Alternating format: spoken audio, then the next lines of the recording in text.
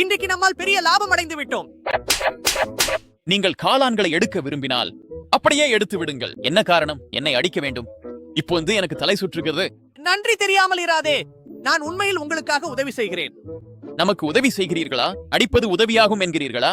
மென்மை என்று சொல்வதில் நாம் இருவரும் ஒரே பொருளை நினைக்கிறோமா? இதில் உங்களுக்கு பழக்கம் பிடித்து விட்டதா? நாங்கள் காளான்கள், மிருதங்கங்கள் அல்ல. நான் எப்போதும் சொல்கிறேன், இது உங்களுக்காக நல்லதுதான். நீங்கள் ஏன் என்னை நம்ப மறுக்கிறீர்கள்?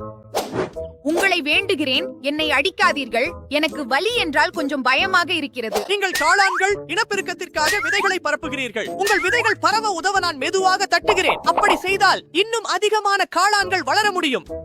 என்ன அப்படினால் நீங்கள் நம்மளுக்காக விதைகளை பரப்புகிறீங்களா? ஏன் இதை முன்பே சொல்லல? பாருங்கள், என்னை இன்னும் சில முறை அடியுங்கள், இன்னும் பலமாக. இப்ப புரிஞ்சதா?